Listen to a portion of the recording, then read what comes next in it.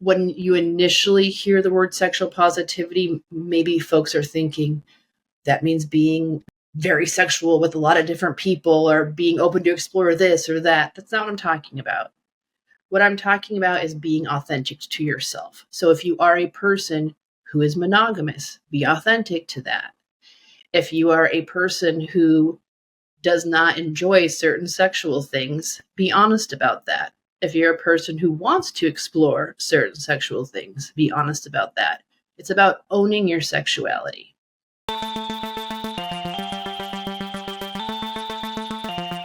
Hello, my friend, and welcome to Something for Everybody. My name is Aaron Machbitz, and welcome to the show. Hey, Aaron, thank you. Glad Absolutely. Absolutely. My first and very most important question, Anne, is this right here. It is, how are you doing? Like, actually, for real, how are you doing? I'm feeling pretty good, Aaron, but I admit I'm a little anxious, but I think that is natural. So I'm just, breathing, working through that, and just, talking to you has helped kind of release some of that pressure. But other than that, I feel good. I feel really good. Good morning so far. Yeah. Anxious specifically about what, this conversation or general, or what's going on there? I think any time that there's any kind of public speaking, there's a little anxiety. I think that's pretty natural. So Yeah. little anxiety about the public speaking, so I'm just going to focus in on you, Aaron. Have a conversation, and all will be well. Yeah. How are I you think it's, doing? how am I doing? Well, recently, and this is true, I've been saying I've never had it so good.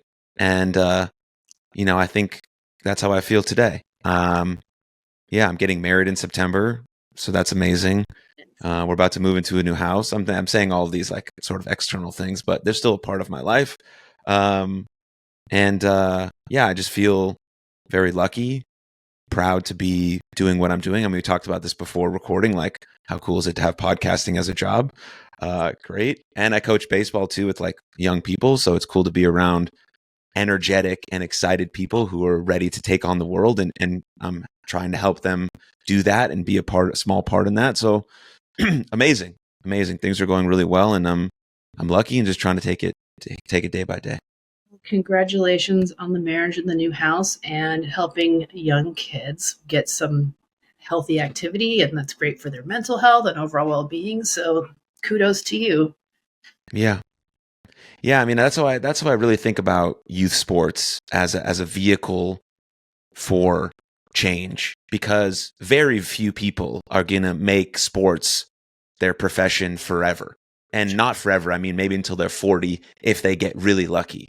But like me, now baseball is going to be a part of my life forever. I mean, I'm going to try and coach as long as I can.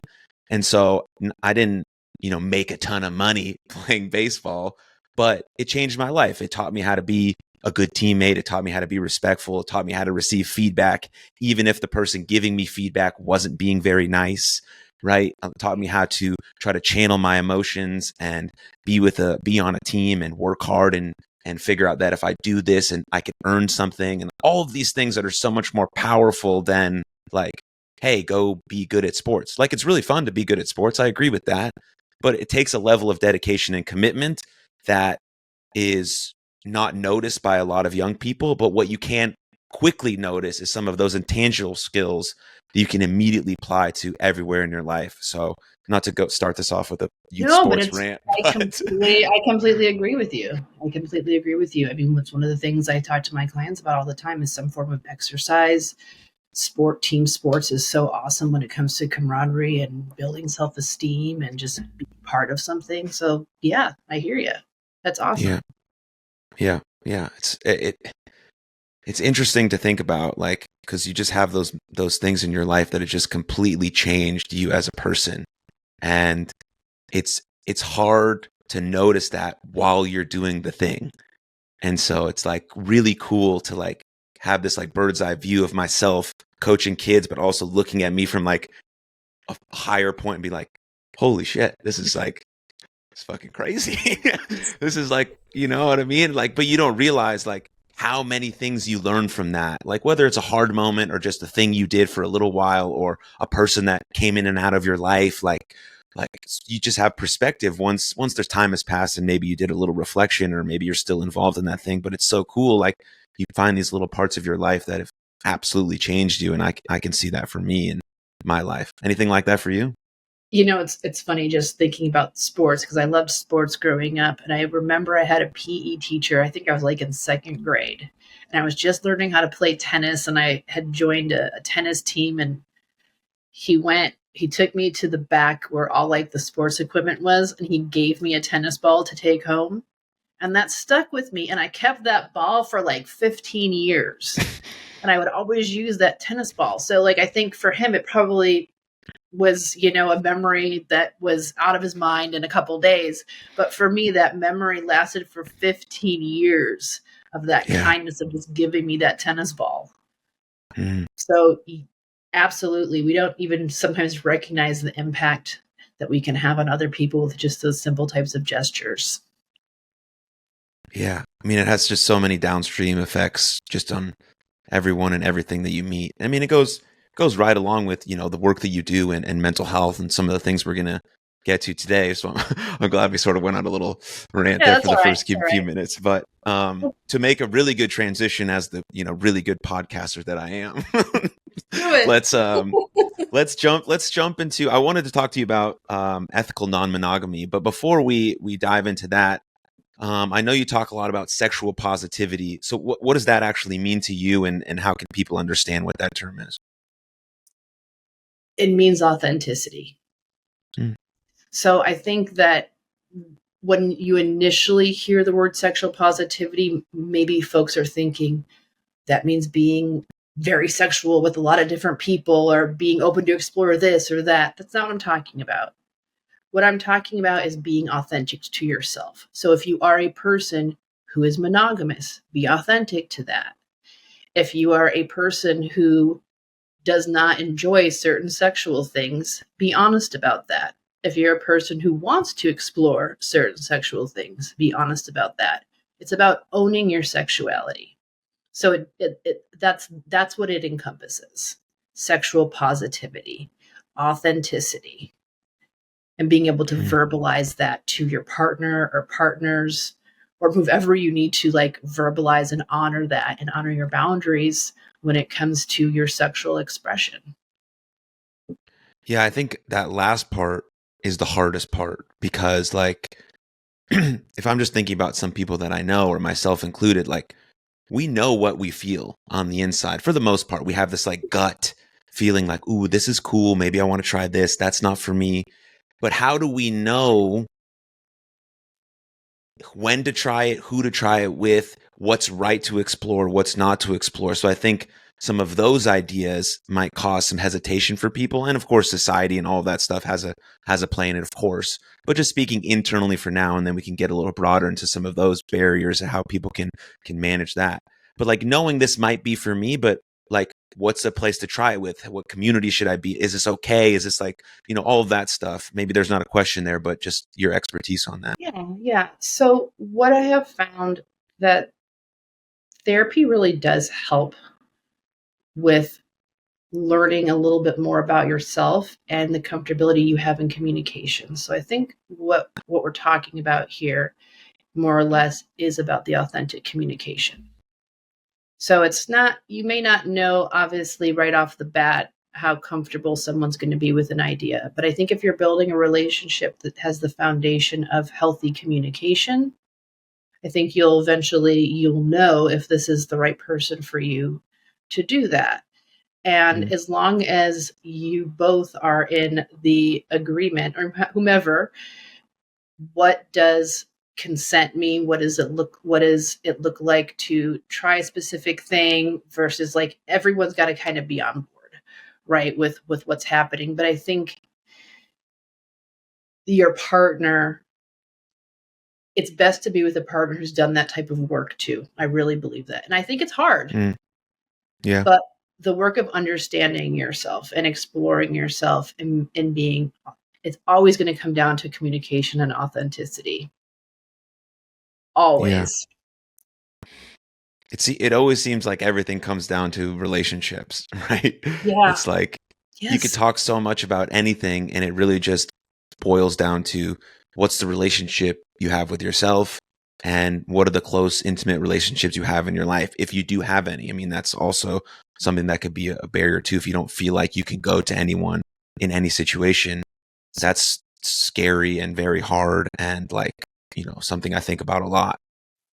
That's where I think a therapist that works specifically on concerns about relationships and non-monogamy and sexual positivity is a really good place to start if you have a hard time communicating about those things, because it's not easy. It's not, like we're sitting here talking about, well, go be honest with your partner about this.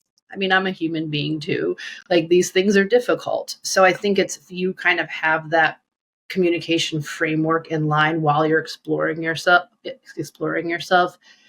that support is in that non-judgmental space with the right therapist to talk about anything. Right. Yeah. Because like before, well, not before, maybe it could be probably conjunction, but at least a little bit beforehand, you're being honest with yourself about, okay, this is what I actually do like, and I know it can be, as a guy, it can be challenging for other guys who may be in a locker room full of dudes to express the fact that they might be gay, or they might feel like this because they don't want to bother someone, or they don't want to be kicked out of the locker room, or they don't want to feel like they're like the other guys, that guy's looking at them because everyone's changing in the same room. So there's so many different types of feelings that could come up with someone. And I feel like people are always thinking of other people first. So they're trying to hold themselves down so they don't offend anyone or make anyone feel weird, while like not allowing themselves to be true. And then not giving also the benefit of the doubt to your buddy who you've been playing baseball with for 6-7 years. Like, hey, dude, I really got to talk to you about something. Like, I've been feeling this, like, and like those types of things come up. But it's like very hard, just speaking from a male sports perspective, like what that might feel like for someone who's having that, initial instinct, or like doesn't know what to do, or things of that nature. Aaron, absolutely. I think that, if we do just kind of broaden that out a little bit, it is not easy, I think, for any gender when it comes to sexual exploration, sexual positivity, and authentic sexuality, because I do feel like society kind of says, this is what you do if you're a male, this is what you do if you're a female. I'm obviously not bringing non-gender conforming folk into this specifically. I want to just kind of talk about that piece. We are very much from birth shown how you're supposed to be a man and how you're supposed to be a woman. And that includes our sexual expression and supposed to be our sexual desires. It's very difficult to sometimes recognize what's you and what's been fed to you that you think is you. Yeah. Yeah, I mean, that's that extra piece that we were almost going to touch on a little bit ago about society, and then what that encourages from you, what that expects from you, maybe what your parents expect from you. There's a lot of different things going on there, but yeah. Yeah, I think there's so much pressure put on men in a certain way about how they're supposed to perform or act sexually, and I think the same goes for women. But I don't think, when it comes to heterosexual relationships, I find that with my clients, a lot of times they're not really talking.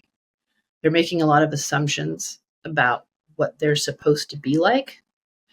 And oftentimes neither person is happy with what is occurring.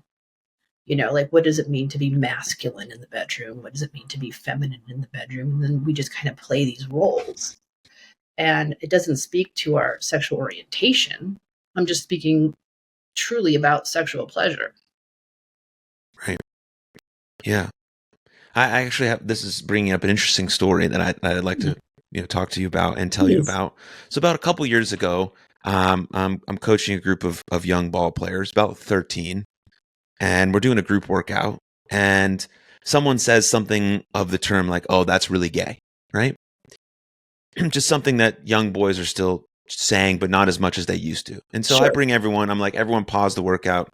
everyone come in here. Let's have a little discussion about this, because it's a perfect time to think about why we're using that word. You're 13. Your vocabulary is expanded at that point. You thought that workout was dumb or stupid or it was boring, whatever, right? We could have used a plethora of words. Yeah. And so I'm explaining this, and then I'm saying, like, okay, point to your best friend in this circle. Okay, to the kid who said it. He pointed to some guy next to him. I said, if that kid comes up to you tomorrow and tells you that he's gay, would you treat him any differently? And the guy said, well, no, I wouldn't. And I said, so how do you think it makes him feel, potentially, if he is that way? I'm not, just as an example, that you calling this thing that you don't like gay over and over again. Do you think it makes him more likely to come and talk to you about it, or less likely? He's like, well, less likely. I was like, okay. And I'm not expecting you guys to be perfect and change your, because I said that word in locker rooms my whole life, right? Until we changed, until we got better, until we grew. And I'm not going to say that I'm perfect. I've never been perfect in my whole life. And so I can't expect these kids, but at least they have a now, like him saying that he wouldn't treat him differently in front of a bunch of guys and me, like he's being honest there. He's saying that, if he wanted to act cool, he would have been like, nah, I wouldn't. That dude's gay, right? He would have said something like that. But he said, no, I would treat him just like I treat him now, as my best friend. And so, like, I think if we can frame it in that way, instead of just straight up telling kids they can't do this, they shouldn't say this, it doesn't work as well as like explaining to them, like, if this person who you love, you don't express love at 13, but you love him. You want to hang out with him. You want to go on trips. You want to play ball with him. You want to do all this cool shit with him. If he just was attracted to men, would it change anything about it? I'd be like, nah, nope, not one bit. Great. And that conversation was, I got a bunch of texts from calls from coaches and parents afterwards saying, wow, I can't believe you did all that. Like, whatever, like that doesn't matter that happened. But the conversation itself seemed powerful. And I've had that happen multiple times in sort of different groups of teams where I do that. And I think that's a process that is really helping at least young people be more open to the idea that there are different kinds of attractions and things of that nature, rather than, again, saying, don't say this word, it's bad. Well, yes, that makes sense. It is. But why? Why is it bad? Yes. And you know what's real cool about how you handled that too is you didn't shame him. Because you could have he could have felt a lot of shame if you like scolded him about using it. Instead, you used a way to draw out compassion, empathy, and understanding. So he'll be able to take that with him, and he will think twice before saying that again. But if you had shamed him, he may not have. He may have just hardened. So Right. What a fabulous approach on how to like actually teach and show compassion and empathy for that. Because like you said, 13, he may not fully even understand what it is that he was doing and how that can impact people. So that's Right. really cool. Yeah. Yeah, I mean, I definitely didn't share that story to toot my own horn. I just shared it to No.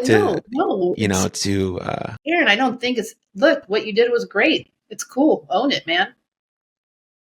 Yeah, no, I'm very proud of that, and Heck sort of yeah. the growth I've made, the growth I can see myself make. Like, I wouldn't have had that conversation if someone on my team had said it when I was, 21 years old, but now I'm 31, and we grow and we evolve, and different life experiences have led that.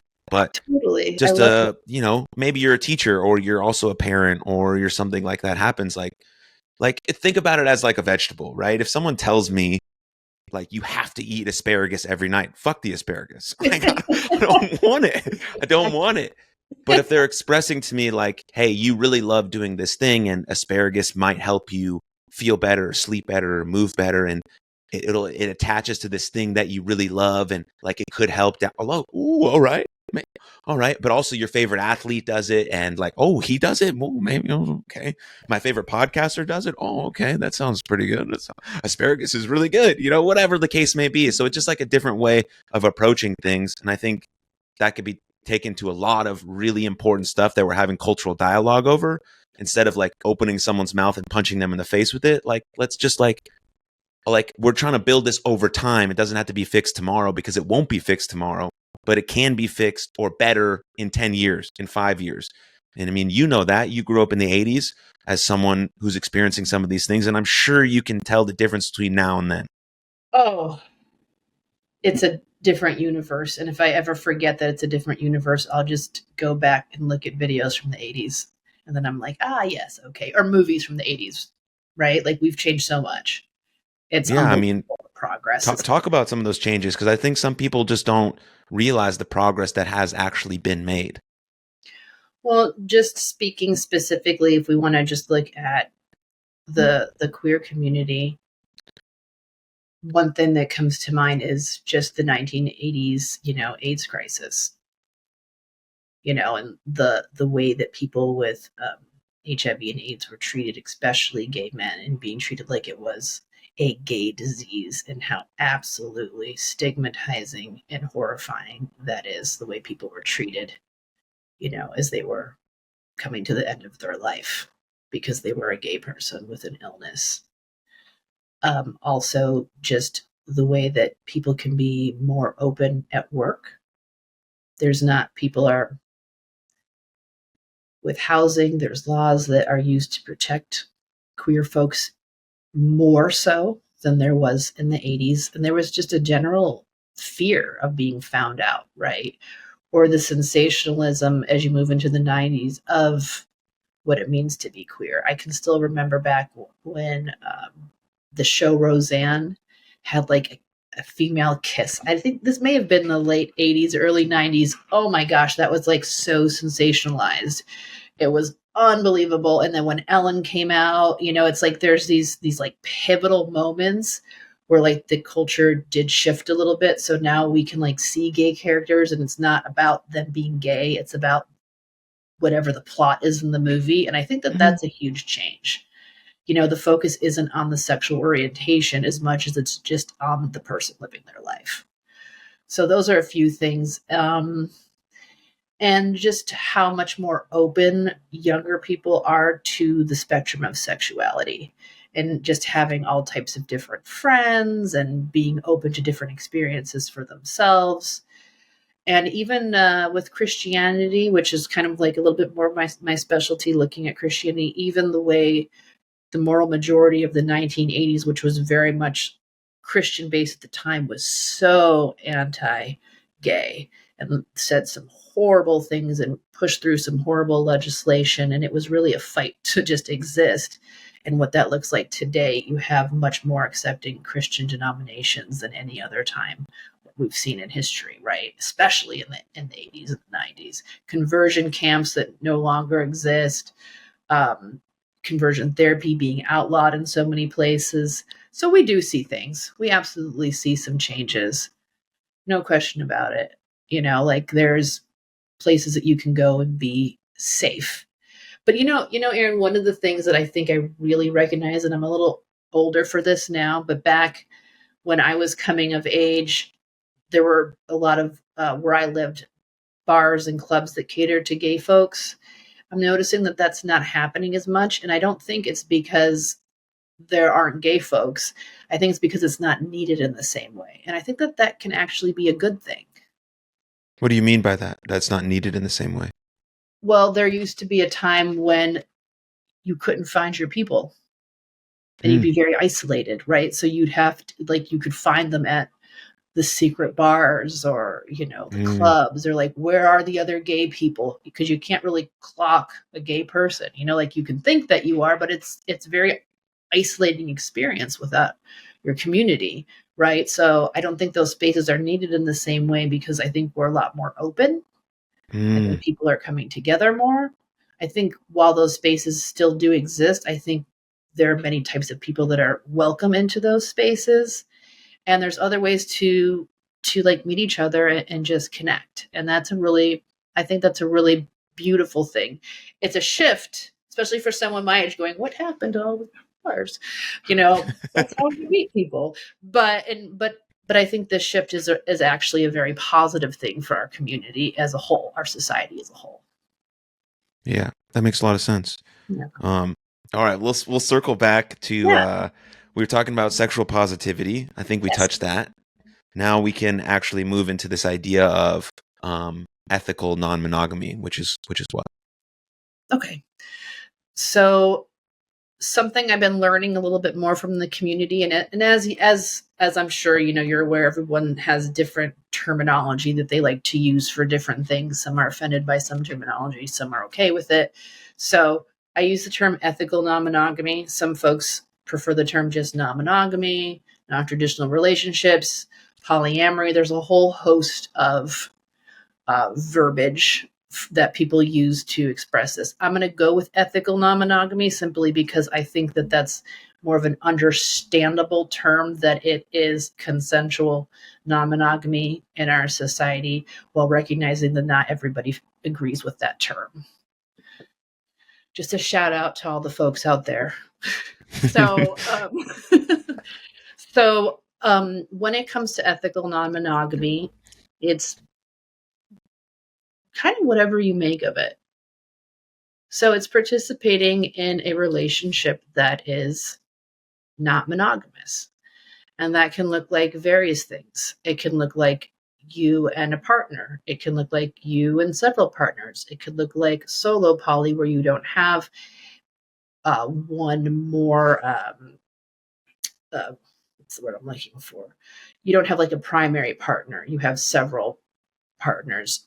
There's, thruples, there's swingers, there's poly, there's it's okay. We're monogamish. Sometimes we aren't. So, I mean, it's so individualized. So it's very hard to say, this is what ethical non-monogamy is. We can only really say what it is by saying what it's not. It's not monogamy. Right. So like working with clients, for example, one of the main things that we do is, what do you want? What are you looking for? Why are you interested in exploring this? What does that mean to you? And we talk about and it's a process, rules, boundaries. There's so many things that people don't really think about.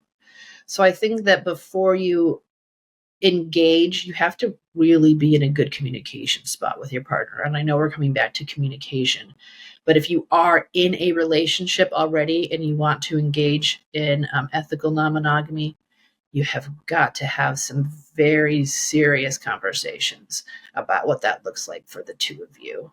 And also to be prepared that it could shift over time, of course, with the consent of the people involved. And have you found that the people who participate in these sorts of relationships, it produces happiness and joy, or I mean, I know you can't speak for everyone, but is that something that people have experienced? I mean, I imagine some people are happy, but anyway, so I'll stop talking. I actually partially grew up. So when I was about 14, I lived with just my dad and my dad's partner, and they are ethically non-monogamous. So I grew up in a household from a young age where they participated in ethical non-monogamy. So I kind of firsthand got to see what that looked like for a gay male relationship. And for them, I would say that it works out very, very well. And I've seen it ebb and flow, different rules, different ideas, different desires at different times. But the one thing that they never lost is they put each other first, and they do communicate everything. I mean, and they've been together for 37 years. They've been together 37 years.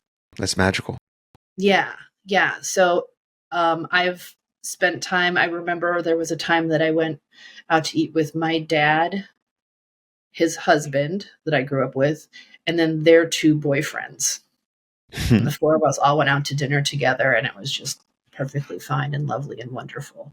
Because for them, it was about connection and love and care for other people. So that was the model that I saw growing up.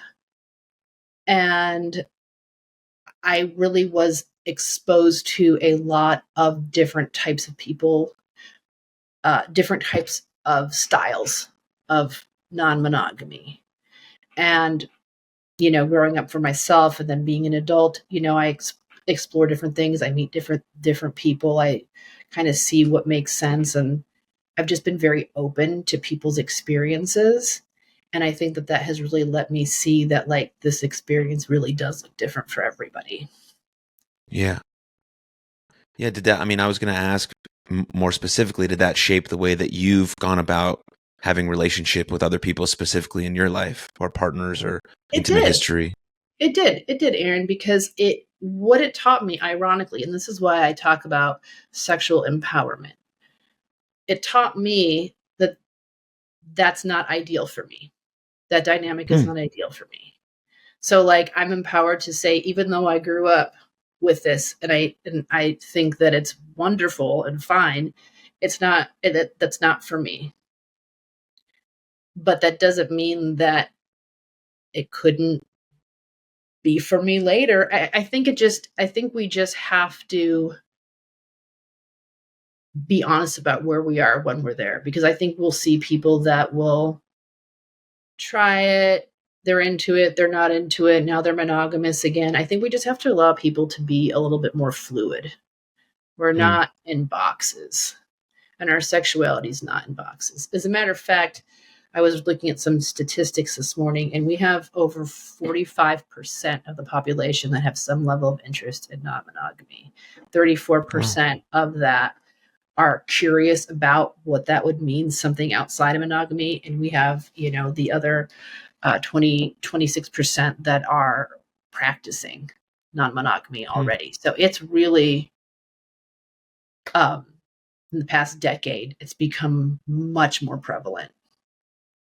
Interesting. Or the curiosity has become much more prevalent. Yeah. Yeah, definitely curious for sure. Yeah. Clearly, yeah. I am. That's why I'm asking you about it. So. Yeah. I would say it's whatever you kind of make it to be, but there are definitely rules, boundaries, consents, agreements. There's a different kind of work because you don't have the societal script laid out for you already. Yeah. And sometimes that can be difficult. Sure. Yeah, absolutely. And then where did religion and Christianity and some of that take part of your life or influence your life? Because I know you got a master's degree in theology, so it obviously did something, steered you in some sort of direction. Yeah. Yes, for sure. So jumping back to the 80s and the 90s. Let's go. Yeah, let's do it. Get your, big hair. I already got my big hair. Put on some white. Hey, I've got a mullet, Ann, so we're there. We're doing it. We're doing our thing. Stepping back. We're living there. Let's go. Yeah, let's go. So basically what I noticed is Christians at that time really were the leaders in the discrimination against my family. And I didn't understand why. So like I grew up, watching Donahue and Oprah, and they'd have, sometimes they'd have gay folks on there, they'd have Christian folks, and they'd be yelling and screaming at each other. And in my household, it was like, these are the people that don't like us. So I wasn't raised in the religion, but I was just so curious because so many people were this religion. And why did they hate us? I did not understand it. And I didn't want to just, even as a teenager, I didn't just want to like reject and hate back. I wanted to understand. So when I was 18, I actually joined a conservative Christian church. And I was out at the church, and I would have very intense and candid conversations with people in the church. And what I appreciated about that church, even though, our theology ended up being very different, I love the ability to like communicate to that depth about their belief system, the Bible, like talk about, I wasn't like shunned out of there. You know what I mean? And I just ended up getting my bachelor's in religion. And I think I was looking for like a spiritual connection, some kind of like understanding, But I had a real passion for the harm that religion has done to gay folks, and having a real heart for people that were struggling with their sexual orientation and are part of a religion that's telling them that it's wrong, or part of a church that's telling them that it's wrong. So I wanted to better understand what that meant, both through the religion, through a deep scholarly understanding, and also just through a personal experience of being around these folks and then working with folks that are experiencing that and doing trainings in the community about these types of things. But it's been a journey. When I was in school, I went to Boston College, where I was an invited speaker to talk about Christ in the queer community. It was Christ as Grand Marshal of the Pride Parade. I had to have security, believe it or not. There was a lot of Catholics that were not overly excited at that idea. But the school, they invited me. It was a great environment for me in the school, and to just kind of talk about these ideas about compassion, empathy, and love. At the end of the day, this being about love and not judgment. So I'm not necessarily trying to convince anybody of anything theologically. I think I'm just trying to help them understand that we're just human beings. We're all trying the best we can, all of us. Yeah. Did you, now as an adult, have you sort of landed on anything in terms of your spirituality or a religious basis for your life, or a faith or anything like that, or is it still sort of up in the air potentially? It's up in the air. And I think, you know what, Aaron, I think it's going to be. Yeah. Because, the more I have learned and studied and spent time with people and have, gone to other countries and learned about their religions, I feel like there's something that's connecting us all, but I've had to come to a place of finding peace of not knowing. And I am at peace with not knowing, but I feel like I have the handbook of try to be the best that you can be, love even when it's hard, own up to the errors that you make in life, and you are going to make plenty of them, and just reminding myself about something bigger than myself. Something eternal, something bigger, energy, connection. These are the very important things. We get lost a lot of times in the minutia of just horrible bullshit, frankly. Yeah. Yeah. I mean, there's those core tenets that you just, that you try to live by. I mean, that's basically how one should try and live the good life, right? Care about what you do, take care of yourself and try to take care of others, build good relationships, hold yourself accountable, right? So fundamental is a better word, fundamental principles. If I talk about religion, I'm like, anything that you believe in doesn't matter. If it is encouraging you to be the best version of yourself in greatest service of the world, then you're on the right track. It doesn't matter what that is, but if it's encouraging, other stuff, whatever the case may be, there's a lot of sort of religious unrest right now, let's say, to hold it, very lightly. Yeah. But if it is encouraging you to be the best version of yourself in greatest service of others, because that's what we're here to do, then I think you're at least on the right path. There might be some pivots and adjustments like you've made and I've made along the way, but at least now I'm headed in this right direction, and maybe I can find other people, or maybe you can have the curiosity that you've had over your whole life to just try and understand different things, which is incredible. And I'll tell you, it's a journey. Mm-hmm. You're going to screw up every which possible way.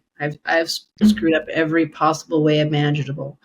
But each time I've screwed up, I feel like it's helped me grow and understand and be more empathetic to other people. Yeah. So I think that the gift of screwing up all the time and having challenging things happen is when you can have the compassion, especially as a therapist and a public speaker. I can really get down in the trenches with you. You're not going to be judged. No matter what it is that you've experienced or you've done, it is so deep. There's so many reasons why things happen the way that they do. And I think we have to have a little more love, even for the people that seem unlovable. And I Yeah. think that's what most religions teach us anyway, at the core. It feels like that's the aim, right? Oh, yeah. Yeah.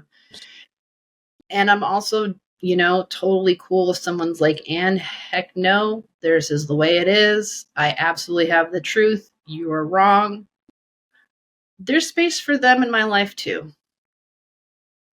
Sure. Yeah. It's a little more rigid, but that's okay. Yeah, exactly. Because how hypocritical of me to sit here and say I'm going to be open and compassionate just to people that are open and compassionate. Yeah, that's funny. Right? So it's like we have to have Yeah. room in our hearts, even for those that, I'm not saying we have to agree with them. I'm not saying that we don't work to maybe overturn legislation or talk and try to change minds and hearts about things, but by no means do they deserve to be shunned. They deserve the same level of compassion and love as someone who thinks and believes the same way that you do. Right. Yeah, that an acceptance for someone as another human being doesn't mean agreeance with everything that they do. Totally. Like Yes. I think people really get those two ideas mixed up, and I try to explain this all the time. Like acceptance doesn't mean and everything that you do I'm okay with. If you murder someone, fuck it, acceptance. Like are you out of your mind? Acceptance means I look at you, I see you also as a person with evil and insecurities and hate inside of you just like me. All this shit wrapped up in one. All your experiences, your traumas, maybe different than mine, but still made you feel exactly the way you feel right now. And I accept that. I see it. At least I try to see it. I'm not perfect, right? But I try Yes. to see it. But it doesn't mean that if you go out and you punch some dude in the face at the bar tomorrow, that I agree with that behavior. I don't. I've done that before. I don't agree with that. I don't agree with that behavior. It's not good. Right. Yes. But there has to be a difference between those two words. It doesn't mean like this, like, especially on a podcast platform. If I have someone on the podcast and they talk for an hour about something that I don't really agree with, I'm just having them on so people can listen to two different things. Like I had Ann on, now I had this person on. Now you have two differing opinions. You come up with what you want in the middle because I'm trying to do the same thing. That's why I bring them on the show to try and learn. So I accept them because I accept the invitation or accept them on my podcast and I see them, they're a person and they're trying and I assume they're doing the best they can because that's made my life better having that assumption. But I don't have to agree. Like they're totally different ideas, totally different ideas. Yes. I love that. And I know that that was something that I was reading about your podcast specifically, is that you do try to have a mix of different people because you are yourself trying to learn. And I just think that's so admirable that you're willing to just kind of bring all the different kinds of opinions. It just makes us better the more exposure we have. And again, like you said, we don't have to agree, but we should listen. Why not? Yeah, and maybe some things will shift and change and maybe some things won't, but like the more exposure we have to something different than ourselves, I think the better for our planet. Yeah. Honestly, I don't even want Yeah. to say like American society. I mean, literally like the Everyone. whole Yeah. shebang, right? Yeah. Jordan Peterson, I'm not sure if people like him or not, but I think he has some good ideas. And he said that you can assume that the person you're talking to knows something that you don't. Absolutely. And that's a pretty good assumption to live by. Like Yeah. pretty good. And like, so that meaning you can learn something. They know something that you don't know. Oh, that's really cool. If I go into a conversation leading with that idea, I'm going to find the golden nugget, the truth, the thing that makes me like, oh, that person, I respect that person. Maybe I'm not on the same page as them or whatever, but there's respect there because, they thought about this idea and then they took time to like dig deep on it. Like they read some stuff, they researched some stuff, and they came up with a real opinion that they can throw out and see if it fits. And they know something that I don't know. And I think that's a respectful, admirable thing. And I like that assumption and using that, especially in this medium that we're in of mental health and communication and all that. I love that. I love that. You walk right in with some openness. Mm-hmm. Yeah, Yeah. that's really, really cool because I feel like that's can be a hard place to get to when you may feel like that person or what they're doing or their thoughts are so the opposite of yours, right? Like Mm-hmm. almost like enemy. Like I feel like we've gotten to this place of like enemy, and Yeah. it's really cool. I like that because it's funny. I had a best friend.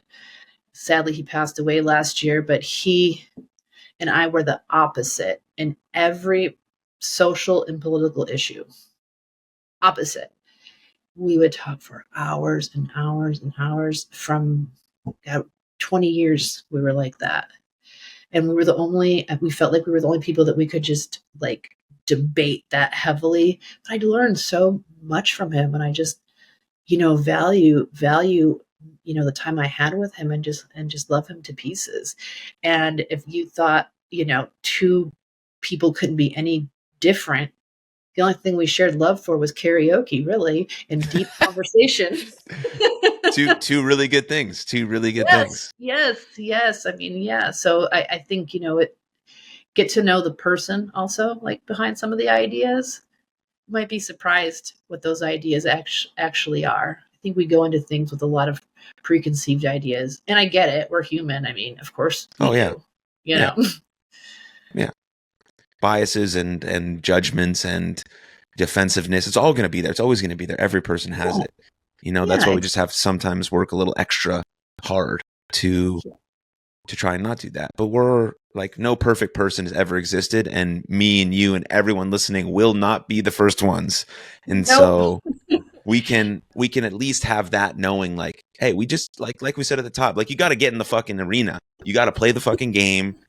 If you don't have any blood, sweat, and tears on you, you got no room to say anything about anyone. Because at least that person is getting up and trying to have conversations. And yeah, they're getting it fucking wrong, but fuck it. They're trying and trying and trying and trying and trying and trying and trying and trying and trying. And that's their whole life. And then finally they're not alive anymore. And they lay their head down for the last time and they're like, that was a good go. I gave it my best effort. Straight up, I did. And you're like, didn't try anything, have a bunch of regrets, like, because whatever the case may be, a lot of stuff could lead up to those decisions. But I'm just saying, like, that's an important piece of it all too. Absolutely. One of the things that I say to my clients a lot, because people I've found more often than not, there's a goal they're trying to achieve, Mm. but they're not really sure what I want to be wealthier. I want to have a better job. So it's like there's always this goal, but it's never really refined. So it feels like it's never being achieved. Even if they get that job, even if they do make more money, how much is enough money? How big? Like, so it's like there's like this dissatisfaction that's kind of always occurring. Mm-hmm. So one of the things that I try to talk to them about is who are you? Not what are you doing, but like who are you as a person? Like what are your values? What are your ethics? What are your morals? How are you living those? So like you said, when you are at the end of your life, you can say, I went for it as best as I could. I lived a fulfilling life in my heart and in my soul. Like I was me, right? And I was happy because I was striving for something more internal than external. Yeah. Because we can't even define the external so often. Yeah. I mean, it sort of just comes with trying to live through that. Like, and I know we need money and all of these things, of course, Yes. like, Yes. absolutely. Like, it's like understanding that once our basic needs are met, how can we move in that direction of being more values driven, thinking about, who we are rather than what we do. But those are hard conversations, and they take an important thing. They take experiences to learn that. And so, especially for young people who are, 12 to 18, who haven't, done a lot yet. And maybe, I mean, there's tons of 12 and 18-year-olds who's experienced a shitload of really bad stuff. So like they have too much experience probably, but for the majority of them, like, they haven't experienced everything enough where they can have those conversations with themselves. So having a therapist or a coach or a mentor or a guide or a teacher that you can, you know, be a role model for, or have a role model to look up to. I mean, some of those things are really important. So they're living by their values, and you're like, oh, I maybe could potentially be like that person one day. I want to be more like this and this and this. And then you start to understand that. But it does take a lot of actual life experience to do that. And I think that's important for young people to know that they don't need it. They're not going to have it figured out. You and I don't have it figured out, for Oh one. no, no. But I'm so going to like, the grave not having it figured out. I totally yeah, get that it. sounds cool. Like, whatever, we're Yeah, trying. It's cool. yeah. It's great. Yeah, But there's a piece with that too. definitely. Yes. But Yeah. I like what you said about basic needs, because yes, like people need to have their basic needs met, and unfortunately so many people don't, and it's asking those types of questions for those folks is a lot more challenging. But Hmm. I put all the positive energy out there in the world that we can get to a place where people do have their basic needs met, and they can Yeah. feel joy and happiness and all the feels of, just existing in our bodies. Yeah. Yeah. I mean, even then they can have the ability to feel sad because they feel like they can't. And that's an important part of life, for me Yeah. at least, like feeling that sadness. Yes. Yes. Especially when something happens, or you're losing something, or you're grieving, or like, if I wasn't safe enough or didn't have the space, or I wouldn't feel, I'd shove that shit down. I can't feel this right now. Get away from me. I have to do stuff. I have to like get this. I don't know where I'm going to eat next. I don't, if I know if I have a bed tonight, like I'm not fucking feeling sad. Fuck that. Get out of here. Right. And so we can't expect that to happen to someone who literally is like, their heart is racing 24/7. Exactly. And so I think that's important too, because once we feel that, then it can have the ability to feel the joy and all of that good stuff that comes with, trying to All the be. emotions. Like, I'm so happy that you said that, the sadness, because that all those emotions are important and worthy and awesome. Hmm. Not saying it's always easy, No, no. but they are a gift to Yeah. be able to have those experiences. Yeah. Yeah. Speaking of that, what are you seeing as some of the most common issues that the queer community is facing in terms of their mental health? So, unfortunately, the queer community does have higher rates of mental health issues and concerns. And research shows that it's due to a lot of like rejection. And, I'm one person working in the community, but absolutely that's true, just from what I'm seeing. But again, research is obviously more powerful. But we're looking at rejection from family, friends, communities, churches, jobs, um, healthcare practitioners. There's a Mm. huge fear for queer folks to go to healthcare practitioners, especially members of the trans community to go to healthcare practitioners. So there's a lot of trauma just by existing in the world. Yeah. I mean, it's imagine having to tell your parents something about yourself where they may reject you, and holding that, and then finally telling them, and then not like just even before you know how they're going to react, just the trauma of holding that is extremely significant. So I mean, it's for trying to not be part of not be a queer person. That's tremendous. I mean, I was raised in a queer household. I myself am queer, and I was scared to death to come out to my queer Hmm. father, Wow. because you're taught so much, right? That is not okay by Yeah. society. You don't, who wants to be hated? Who wants to be discriminated against? Who wants to be rejected? Who wants their life Yeah. to be harder? Yeah. That's a good point. Yeah.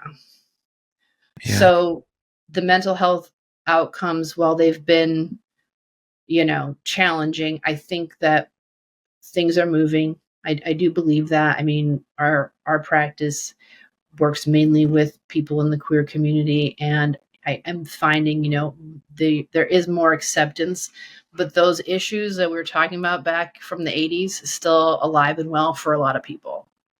Hmm. Yeah. There's I got to remember this. There's a quote from the Trevor Project, and they do great work in this space. Yeah. But I can't remember the exact percentage, but it's somewhere between 25 and 35% that a person is less likely to attempt suicide if one person in their life accepts them. That's a very, very large number. Yeah. I mean, think about like moving through life and not being accepted for who you are. Yeah. I mean, it's almost, I think, can be, unfathomable for some people. But as a queer person, you're living in a straight world, and that's fine. The majority of folks, seem to be straight or living in straight relationships. But you're moving through a world that is kind of disconnected from your identity. Everything from movies, television, the way people speak about relationships, who's okay to hold hands in public, who's not okay, where am I going to get gay bashed if I'm over here? Things that, straight couples never even have to, consider. So that's a lot of stress. Mm-hmm. Yeah. Yeah, I'll share something personal to me that I think is relevant to this conversation, Anne. I lost my sister to suicide in 2018, and she struggled with severe depression, bipolar disorder, schizophrenia, all that stuff. A lot of stuff going on. So she was a fighter, most resilient person I know. But she was also bisexual, and initially when she started dating different sorts of people claimed that it was just because she was bipolar, that she was a little crazy and confused, that she would date other people. And I don't know if I thought about it much at the time it was happening, because I was a young man and whatever the case may be. But thinking about it now, reflecting more about her life and the things she taught me and how I want to live, it's very dismissive of someone. And it's dismissive of everything, of the mental health condition, of who she was attracted to, who she loved, who she wanted to hang out with. She was the most open-hearted, non-judgmental person in the whole entire world. And if you can believe this, Anne, when she was alive and I was hanging out with her on a regular basis because we lived together, I used to say on a regular basis, man, I hate everybody. All the time I used to say that. I was like a person who they had to like earn stuff from me before I would maybe even like them. And the lessons learned from her of being open and not judgmental and like she was probably too forgiving, right? Because people sometimes took advantage of her because of that way. But like, she didn't care. She was going to get back up and she was going to smile and she was going to help you. And it took me a while. Now I've tried to embody those lessons. But when she was alive, I did not. But thinking about that, like, of how dismissive that might be for someone and how they might want to hold back because of that. And now are they going to think about how they're going to think about their mental health condition and their sexual orientation and the combination of those two, and how could that spiral into something? And so I think about that now in terms of this conversation and what someone who might be experiencing some of those exact same things could be thinking about, could be feeling, and maybe can use my big sister as a role model, just like I have and continue to do. I'm really sorry for your loss. I know that hurts deeply, but she's living on in you right now. Yeah, she's the best. Right now, Mm-hmm. you doing this work with these podcasts and opening yourself up and getting different voices out there and contributing to making the world a better place. That's a very nice legacy for your sister, because clearly she was a big influence in that part of you today. Mm-hmm. Yeah. Thank you. So I'm happy that we can honor her. Yeah. But yeah, I mean, that story comes up a lot in my head. Well, not story, but just like specific moments in time, then I feel a bit guilty. I should have done something, but that's those are different. I know. That's a lot of that's a very common feeling of those left behind. Yeah. The survivor's guilt. It's very difficult, and I understand, and I know, I'm sure you've thought about it a million times and you have to feel it in your heart, but we can't stop people from doing what they're going to do no matter what we try. We can't lock them in a room and sit there and watch them forever. Yeah. But the time she was here mattered so much. Yeah. Yeah. And Yeah. just talking to you right now, like it's very moving, because I think, like, sometimes, we think people's lives are cut short, but they're always with us. They're always Yeah. with us, and we're always, I feel, able to do something in some way to honor them, and that they have a legacy there. She will live on in all these podcasts that you do. Forever and ever. Yeah, exactly. Mm-hmm. I think Yeah. that's beautiful. The guilt is not as heavy as it used to be. It's mostly like love and appreciation and hope. Because I've done a lot of thinking and work about it over the last, happened in 2018. We're almost at 6 years. Sometimes it seems like yesterday. Sometimes it seems like 10 years ago. Sometimes some days feel like, a bunch of stuff. But if I don't know if it's feeling that way or dealing with a loss, don't rush yourself. Don't rush yourself. The grieving Absolutely. process, you have to grieve. Give yourself that space and time to do that, to feel everything, to feel shitty, to feel good, to feel bad, go through the whole process. But it doesn't have to happen overnight. And I think a lot of things that also happen, which happened to me, is that if the reason you lost your person was something specific, like, cancer or suicide, like, and you want to go and change the world tomorrow, you want to cure everyone of cancer, you want to stop everyone from dying from suicide. And I felt that same way, because you want to pour your heart into something. But over time, you'll start to find what actually is like the most important piece of that, and how you can actually weave your way into making those deep changes over time. Because you can, but you cannot save everyone. It's not possible. You're one person. And you have to allow that to come. Don't rush it. You don't have to follow any sort of timeline. You follow what is best for you, and guidance and support are really helpful. Like, getting into a support community was really helpful for me, of like being in a group of people who also lost a sibling to suicide, and being able to see someone who was like 10 years in their journey and being like, okay, like they're okay. Like, they have a family, they have love in their life, they have joy, they have happiness. I can also have that. And so that is important for someone on their journey too, to see someone like a couple steps ahead, knowing that they could get there too. It takes work, like everything else. Everything takes work. Absolutely. It's But it's definitely possible.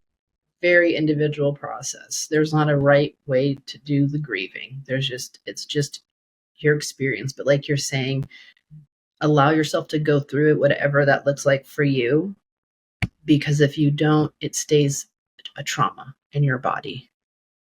And the goal should be to release the trauma to where you can get to a place. And you said it earlier, when you think of your sister, it's easier now to think of love and hope and joy. And I'm sure that, if you haven't already done so, you will get to a place where you can smile and think about all the good times that you had with her. Yeah. Yeah. We get It's there. beautiful. We get Oh, yeah. there. No rush. Yeah. No rush. Mm-hmm, But mm-hmm. you have any last minute thoughts, remarks, questions, comments, concerns, anything? You sound like me at the end of a therapy session. Yes, that's right. Yes. So just that if anyone's interested in, doing therapy, we offer sliding scale therapy at AMR Therapy. But if you want more information about me and some of the work that I'm doing, currently writing a book, I work with clients, do trainings, you can reach out to me at AMRtherapy.com. That's ANN at AMRtherapy.com. Love to connect with you. Just go ahead and put in the header something. I'll know where you came from. Yeah, And nice. yes. Nice. Yeah, Yes. everything about Anne and her website and her therapy and support systems, and will be linked in the show notes below. And when you come out with your book, we're going to have you back on. So that would be great. Love that, Aaron. Thank you so much. It's a real joy talking to you today. Yeah, you as well. Thank you. Yeah. Cheers, everyone. Congratulations. Thank you. Yes.